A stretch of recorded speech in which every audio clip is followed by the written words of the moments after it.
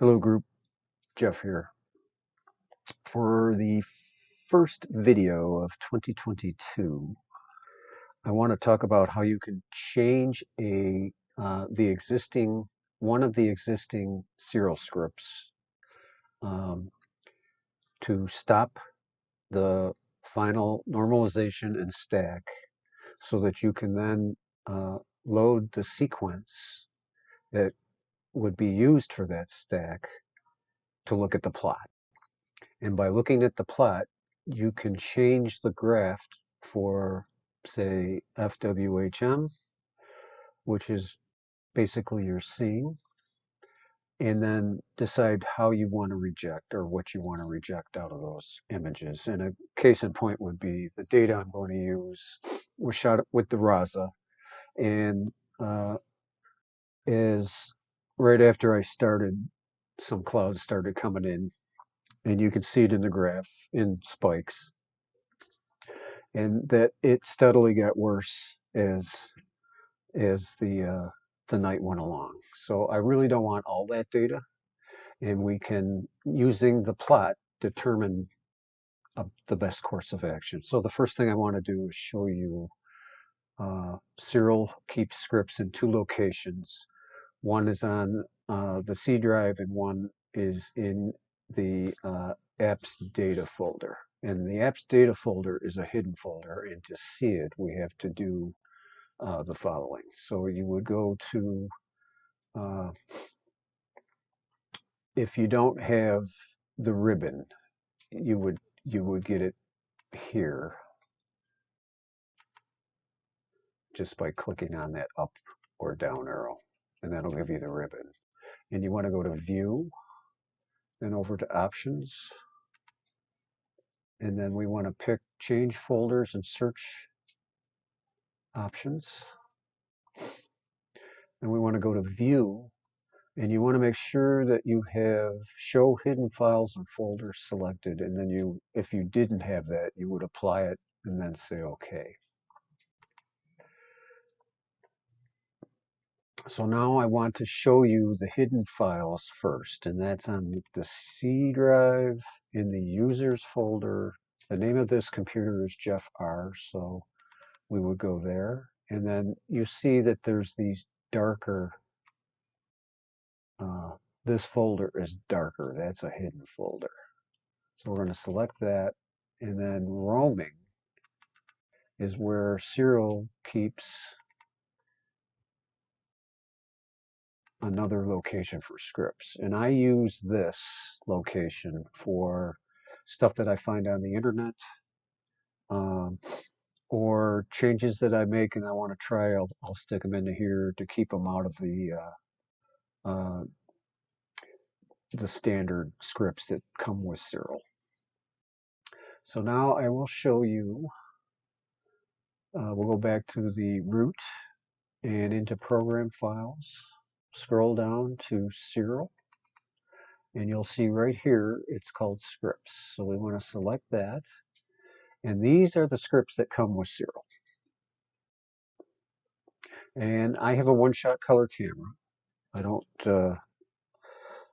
don't like doing narrowband imaging per se, where I have a mono camera and then I've got an R, a G, a B, an L, all that stuff, HA, O3. I just prefer a color camera, and then I'll do a broadband filter, like for the Raza I'll use the IDES. I think it's an MBX for fast scopes, or an L Extreme, or something along those lines. And those have been working out very well for me with the Raza. So what we want to do is, most people, if you select this and then right click on this file, you won't see open or edit. And that's because I've already selected Notepad as the program to open these. So how you would assign a program to the .ssf file is to go to Open With. Notepad wouldn't be there, but we want to click on More Options. and then select Notepad. Make sure this is selected, and then say OK, and then it will open up that script. And this particular script was made by the developer, this gentleman right here. Thank you very much. And it gives you some information that this particular preprocessing script needs, which is a bias folder, a flats folder, a darks folder, and a lights folder with the appropriate data in these folders. And then I won't get into what each one of these does, but what we want to do is this script will do everything. It will stack the biases and the flats, and it'll combine them and process them and pre-process them and normalize them, and then do the normalization or the registration, and then the final stack. And I don't want to do the final normalization in the final stack. So we want to stop before we get to the final stacking. And we want to go all the way to the bottom of the script, which is right here. And you'll see stack calibrated lights to our results fit file. Well, we want to stop. We don't want to do this. We want to process everything up to this point. So what I'm going to do is in front of stack, I'm going to put the pound sign in. And what that'll do, that comments out this line and it will not run. And we can leave the rest as it is. So now what I want to do is I want to save this to the desktop, because you can't save into the programs file folder. And I want to call this stop final stack.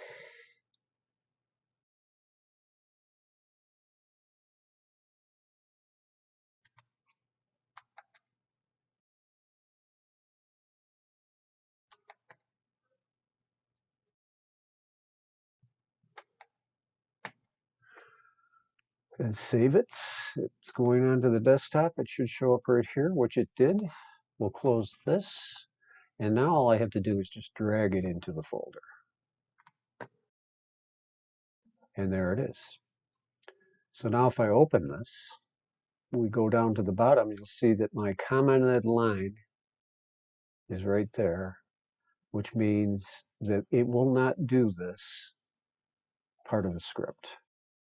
And it will close this particular script out by doing a cd ... and a close. That will close the program out. So what I want to do now is show you my Siril folder. And in my Siril folder, I have biases, darks, flats, and lights. And the lights, there are 89 lights. And of these 89, probably a quarter, maybe, or less, of them it's data that I really don't want to use because of the seeing, or they might have been a satellite trail or a plane, or in this particular case, clouds. Now, they weren't really thick clouds, but they were kind of a thin layer of clouds. I could still see the target. Basically made the target a lot noisier. So I'm going to open up Siril.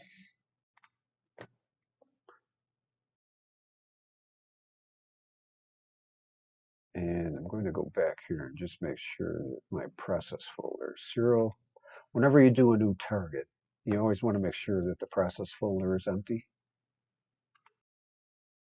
which it wasn't. So now it's empty, because that'll break the script. So what I want to do is make sure, as you can see right here, my home directory is d-Siril process. So what I need to do is make it d-Siril. So there's a couple ways I can do that. I can cd ... hit enter, and you'll see that it's gone to d-Siril. Or I can do the home button and select my data folder and my Siril folder, and it will also make my home directory correct. So I'm going to clear out the log for the console, and then I'll run the script that we just made. And here are the scripts that are in the app, or the app data roaming folder. So you can see how it breaks them out from the scripts that are in the programs file Siril scripts folder. So I'll select this. We want to run the script. And what this will do is stack the bias, the flats and the darks, and then it'll combine the flats and bias, I think, or something like that. Preprocess.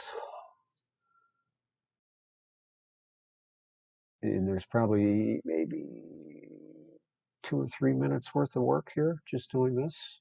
Now I could do this manually just by loading in all the data to create sequences and then do the stacking of each particular calibration frame and then pre-process those calibration frames, blah, blah, blah.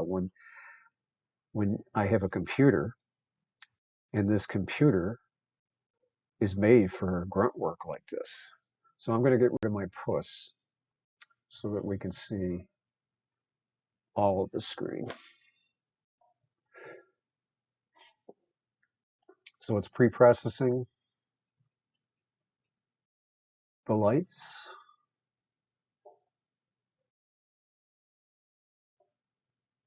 You can see it's picking the pattern. Now, this is all fits data. And at the time, I used Nina to grab all the calibration frames and the lights. And these are all what's called two-dimensional data, so they're black and white. And if I let this script run through without stopping the stack, it would make this three-dimensional data, which would then give me the color information. But we'll get to that after this is done. So now it's doing the register of the pre-processed lights. And then after this is done, it will stop.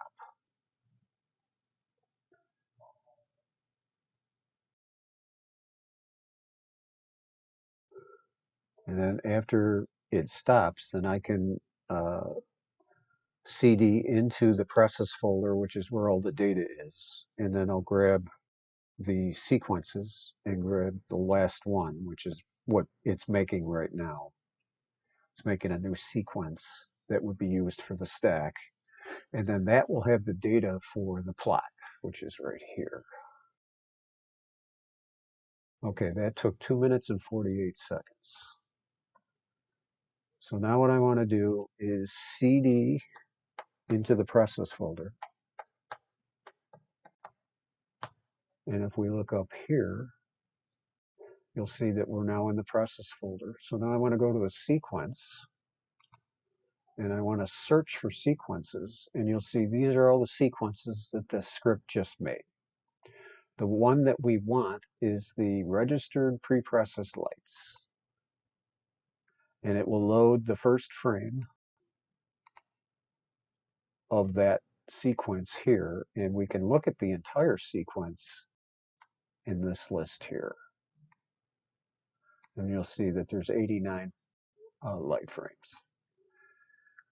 So what I want to do is look at the plot. And what you'll see is that the plot is going up. And that's the weather getting worse throughout the night. So in the let's see, almost 90 frames. That's almost an hour and a half of data that was collected as from the time I started till the time I finished. The weather just kept getting worse and worse and worse. So I don't want all of this data.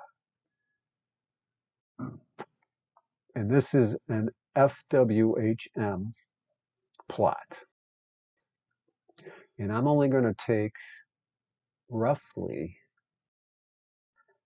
3.5. So you see the Y position, it says 3.4747. I'm going to take 3.5. I like that. And what will happen is it will reject anything above that number. So now I want to go to stacking. And I want to average stack. I want to do an additive. Linear fit clipping is fine by me. That'll take, you can see in this image, you'll see a little black line. Let me just back up. There's a little black line there and there. That's from the dither. And the linear fit clipping will get rid of those so I don't have to crop. And here's where I'm going to reject. So weighted, I'm going to wait on FWHM. And this is the high number, and I want to get it down to 3.45. That's the number I've decided is going to be good for me. And that's 69 good frames, 20 bad frames. So I'm going to use 69 out of the 89. Now, if I wanted to, I could add another means to reject. But we don't need to do that here.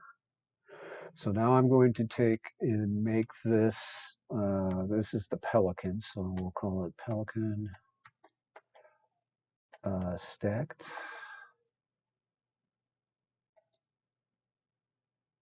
Whoops, learn how to spell, Jeff. And then all we need to do is hit start stacking.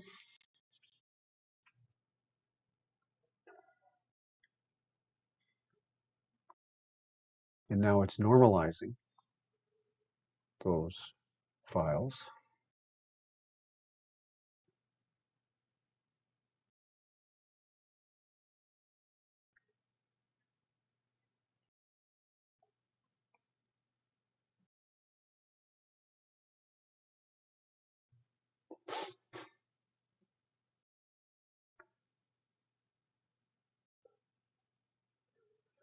Now, the reason why I want to stop before it finishes the stacking is that it gives me more options for how I want to use, or what data I actually want to use. So now it's starting to stack.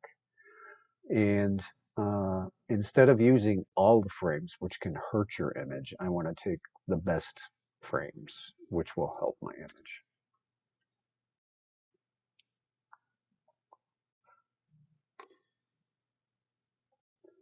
So we're about a third of the way through down here. And because this was shot with Nina and the Raza, all that information is embedded into the FITS header file. So I have my location data and my focal length, my exposure, my gain, my offset, all of that, all those numbers are embedded into this image or into the images as they're taken.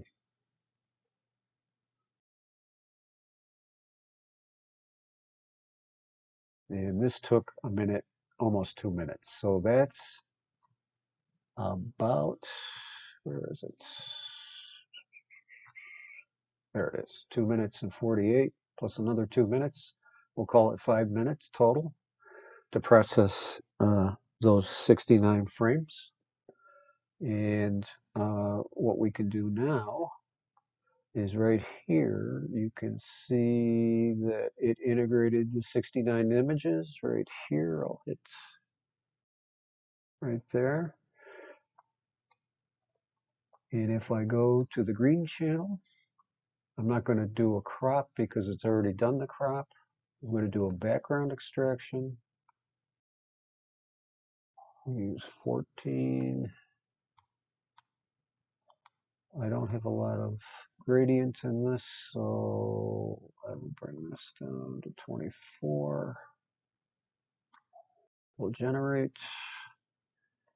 Get rid of this one, this one, this one, this one, this one. The rest look okay. We'll apply.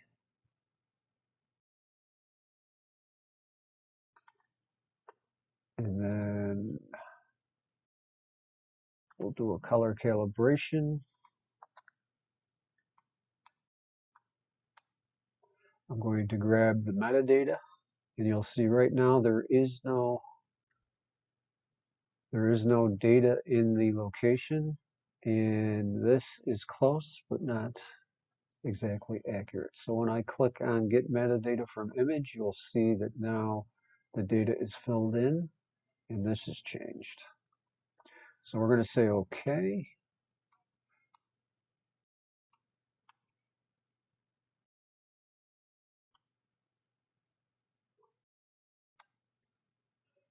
And it's found some stars, you can tell, because now we have location data.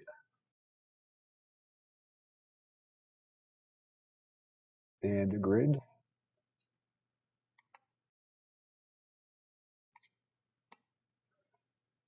I think it's finished. So we'll close this.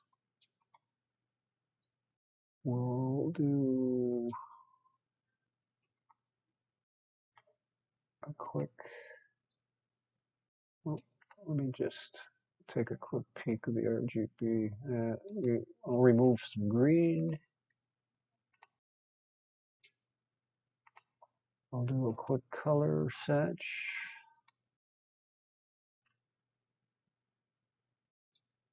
Let me do about 24.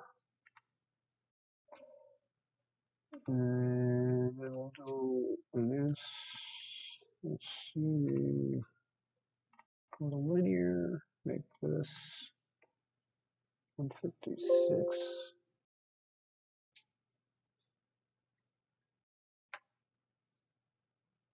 Apply, do another one. 56. That looks good. Apply. Maybe take a couple. Do one more. Do 4, 6.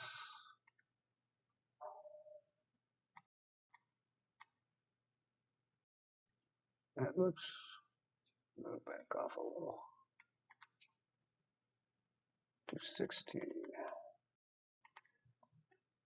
Then we'll do a curve. You'll see that the color channels aren't lined up too much, but that's okay.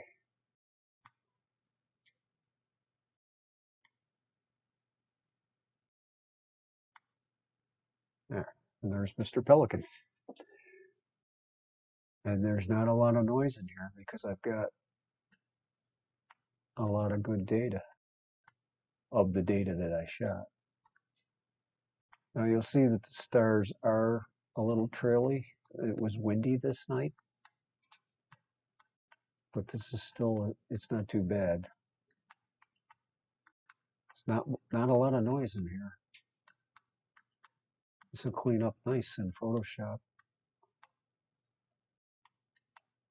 So that's Mr. Pelican using a different way to stack.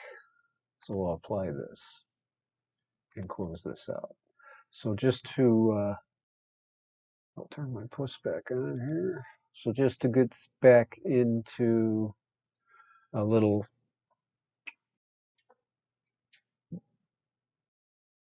revision here. So basically what I did was I went into the Siril folder,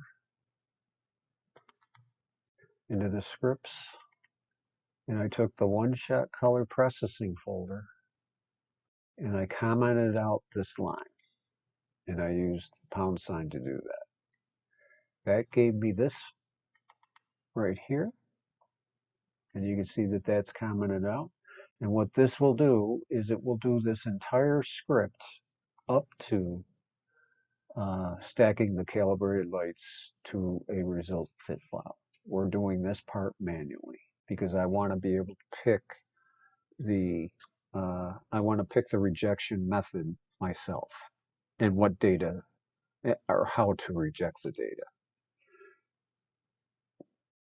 So I hope that this is a little more information for you Siril users. I really like this program. It's I have to give Troy a pat on the back. He's kind of turned me on to this early last year, and that was when I was only using TIFFs, and now I've moved my whole workflow over to FITs because the dynamic range is just something that I can't do without. It's unbelievable how much difference that uh, high bit depth makes in these images. So again, you know where I live. If you have any questions, you know where to find me, and we'll catch you on the group. Thanks.